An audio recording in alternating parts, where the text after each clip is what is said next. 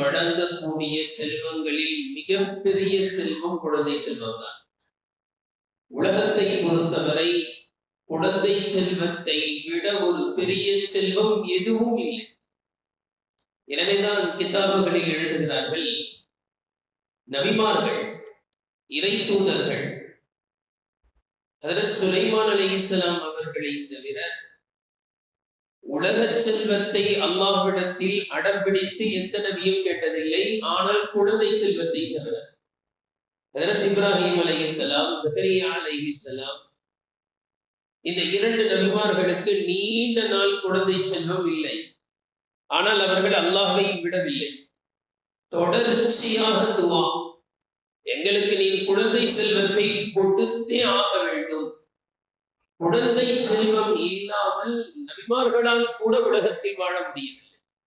எங்களுக்கு குழந்தை செல்வம் வேண்டும் என்று அல்லாஹ்விடத்தில் அடம் பிடித்து கேட்டு வாங்கினார்கள்.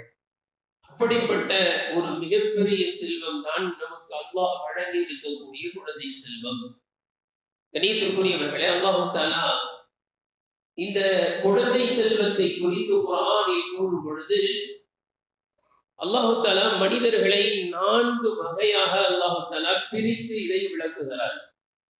லில்லாஹி முல்கு ஸமாவாதி வல் அர்த், வானம் பூமியின் அரசாட்சி என் கைவசத்தில் இருக்கிறது என்று கூறி அந்த வசனம் துவங்குகிறது. அதாவது அனைத்தையும் செய்யக்கூடியவன் நான் நாடினால்தான் உங்களுக்கு குழந்தை செல்வம் கிடைக்கும் என்பதை துவங்கி அல்லாஹ் தஆலா பேசுகிறான். நான் நாடியவர்களுக்கு யஹபுல் லிமன் யஷாஉ இனாதா, அவன் நாடியவர்களுக்கு பெண் குழந்தைகளை அவன் வழங்குகிறான். வயஹபுல் லிமன் யஷாஉ துகூர், அவன் நாடியவர்களுக்கு ஆண் குழந்தைகளை அவன் வழங்குகிறான்.